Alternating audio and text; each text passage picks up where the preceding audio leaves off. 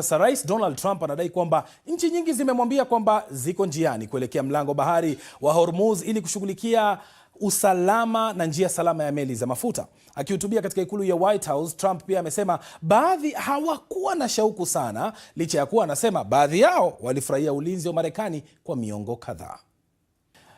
Naam, wakati hayo yakiwa yanaendelea, mataifa ya Ulaya vile yamejitokeza na kuzungumzia swala hili. Lakini Ujerumani na Uingereza wanasema hawaoni nafasi yao katika vita vikubwa vinavyoendelea dhidi ya Iran. Ujerumani aidha imesisitiza kuwa mzozo huo hauna uhusiano wowote na jumuiya ya kujihamia NATO. Kwa upande wake, Waziri Mkuu wa Uingereza Keir Starmer amesema hataki kujihusisha zaidi na mzozo wa Mashariki ya Kati, lakini akasema London inafanya kazi na washirika wake katika mpango wa kupata njia muhimu ya bahari ambayo hubeba 20% ya mafuta na gesi duniani. Japan na Australia tayari zimesema haziko tayari kutuma meli za kivita kwenda kushika doria kwenye mlango huo wa bahari. Na huko Mashariki ya Kati, Umoja wa Falme za Kiarabu UAE unasema unakabiliana na mashambulizi mengi ya makombora na ndege zisizo na rubani kila siku kutoka Iran. Moto ulizuka katika kituo kikuu cha mafuta huko Fujairah, ingawa wenye mamlaka wanasema kuwa moto huo umezuiwa. Uwanja wa ndege wa kimataifa wa Dubai umeanza tena safari za ndege baada ya ndege isiyo na rubani kuwasha moto tanki la mafuta lililokuwa karibu. Huko Abu Dhabi, raia mmoja aliuawa kwa kombora wakati Iran ikiendelea kulenga nchi za Ghuba. Kwa upande wake, Saudia iliharibu zaidi ya ndege 60 zisizo na rubani za Iran usiku kucha. Wakati huo huo, jeshi la Israel linasema limeanza mashambulizi ya ardhini dhidi ya maeneo ya Hezbollah kusini mwa Lebanon na kufanya operesheni ndogo ili kuimarisha eneo la kujikinga. Hii inafuatia mashambulizi makubwa ya angani na makombora, huku wanajeshi wa Israel wakikusanyika kwenye mpaka wa Lebanon. Maafisa wa Lebanon wanasema mashambulizi ya Israel yameua takriban watu 850 mpaka sasa. Pia Japan imekuwa taifa la kwanza la G7 kutoa akiba yake ya mafuta, wakati vita hivyo vikipunguza safari za meli za mafuta. Waziri Mkuu Sanae Takaichi anasema anatoa mafuta yenye thamani ya siku 15 tu katika soko ili kuleta utulivu wa bei kutoka kwa akiba yao ya jumla ya zaidi ya siku 200. Sasa tangu kuanza kwa vita vya Marekani na Israel dhidi ya Iran, waandishi wa habari wamekuwa wakitafuta njia za kuripoti kile kinachoendelea. Mara nyingi wanakabiliwa na changamoto kubwa za kiufundi na kisheria. Lakini kwa wale wanaofanya kazi katika vyombo vya habari vinavyomilikiwa na serikali ya Iran, jukumu lao limekuwa kutangaza ujumbe ambao serikali ya Iran inataka watu wausikie. Mwanahabari wetu Reha Kansara kutoka kitengo cha BBC cha kupambana na habari za uongo amekuwa akichunguza jinsi vyombo vya habari vya serikali ya Iran vinavyotumia propaganda na akili mnemba ili kupotosha ukweli wa kile kinachoendelea. Ripoti yake sasa inawasilishwa na Sarafina Robi. Vyombo vya habari vya serikali nchini Iran vikitangaza kuanza kwa vita wakati mashambulizi ya anga ya Marekani na Israel yalipoishambulia Tehran. Tumeona moshi mzito ukifuka katika baadhi ya maeneo ya Tehran. Ilikuwa ripoti ya haraka na ya moja kwa moja kama ilivyo kawaida kwa vyombo vya habari, lakini kuchukua muda mrefu kabla ya ukweli kuvurugwa na nusu uongo na nusu kweli. Utata wa kwanza ulijiri baada ya waziri mkuu wa Israel Benjamin Netanyahu kudokeza kuwa majeshi ya muungano yamemuua kiongozi wa Iran Ayatollah Khamenei nyumbani kwake. Kuna ishara kwamba dikteta huyu alipo tena. Msemaji wa utawala huu aliziita ripoti za kifo cha Khamenei kama vita vya kisaikolojia vya adui, na vyombo vya habari vya serikali vilichukulia taarifa hizo kama uvumi tu. Uvumi huu hauna maana na uongo utadhihirishwa hivi karibuni.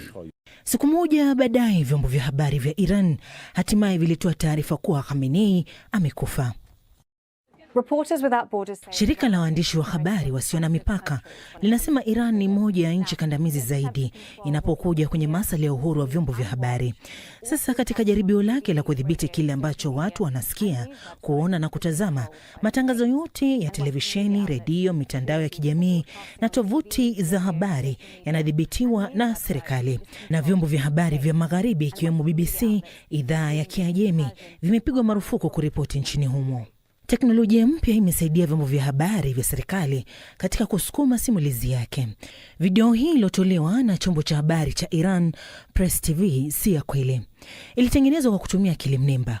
Ukitazama kwa karibu, magari haya mawili yanayeyukia ndani ya lingine. Wana ajenda ambayo ni kwamba wao ni washindi na jeshi lao ni imara sana. Tumekuwa tukiona mifano mbalimbali ya maudhui yaliyotengenezwa na akili mnemba. Lakini vyombo vya habari vinatoa taarifa potovu hata na wakosoaji na utawala huo.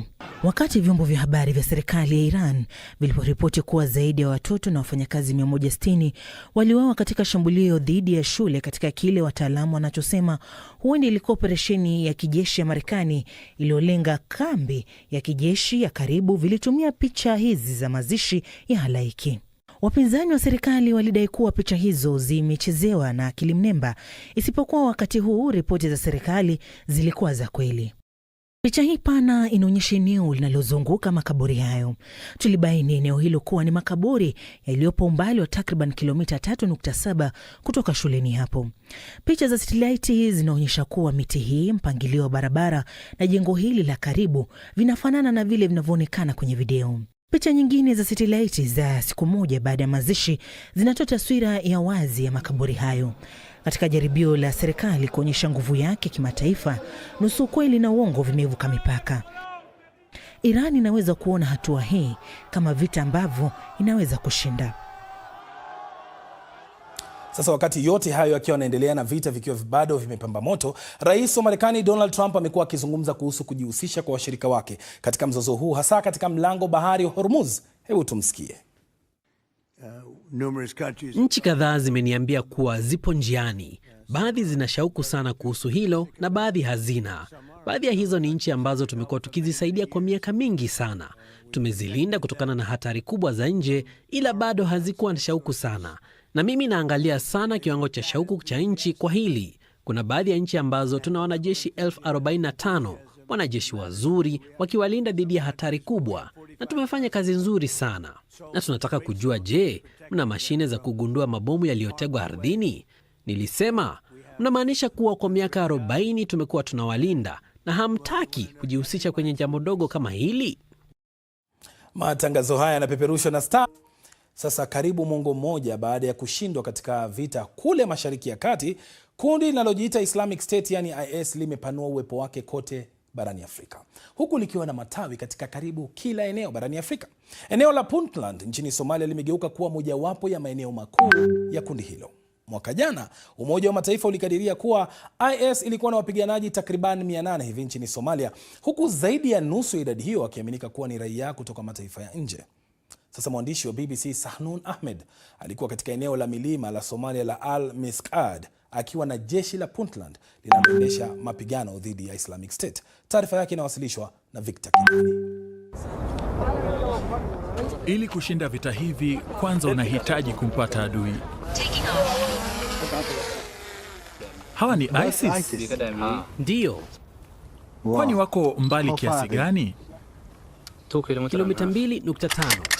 Ilichukua juhudi za dunia nzima kulishinda kundi linalojiita Islamic State katika eneo la Mashariki ya Kati. Na sasa ni jukumu la wanajeshi hao wa kikosi cha Puntland kupambana na IS nchini Somalia. Islamic State wamejikita katika milima hii na kujenga kitovu cha wapiganaji wa kigeni. Tuko na wanajeshi sasa, wanasonga katika makundi madogo kuelekea eneo lingine. Wamepata pango lililo na wanamgambo 50 hadi 60 wa IS, na kutoka sehemu hii mpya wanapanga kushambulia maficho haya ya IS.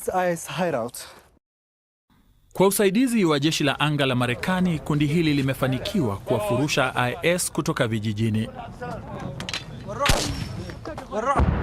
Hii leo shambulizi hili linalenga wapiganaji waliojificha mapangoni. Hata katika eneo hili, haya ni mapigano duni. Risasi zinapigwa kwa matumaini ya kuwapata. Wakati huu Islamic State hawakuyajibu mapigano yao. Ndege isiyo na rubani inaonyesha uharibifu mlangoni mwa pango. Ni ushindi mwepesi. Baadaye tumekuja kujua kwamba droni za Marekani ndizo zilizofanikiwa kuwapata. Tunaporudi kituoni, vikosi vya Puntland viko katika tahadhari kali. Muna ni mama wa watoto 8 na mmoja wa wanawake wachache wanaohudumu katika vita hivi. Hajawaona watoto wake kwa miezi kadhaa. Amejitolea mhanga kwa hiari. Ukiwa hapa ndio unajua kuwa wanawake ndio uti wa mgongo wa jeshi hili. Mimi ni mmoja wa maafisa kwenye jeshi. Sisi sote tuko sawa. Tumekuja hapa kupigana. Hakuna njia nyingine ya heshima zaidi ya kufa wakati unapigana na mtu ambaye ameingilia nchi yako na kushambulia imani yako. Kundi lililokuwa tishio kubwa zaidi la kiusalama duniani, Islamic State, limeshuka hadhi lakini halijashindwa. IS imeonyesha ubabe wake Somalia na sasa kuna hofu kwamba kundi hilo linaweza kushawishi ukanda mzima. Ila ni wazi kwamba vita hivi si vita wanavyoweza kuvishinda peke yao.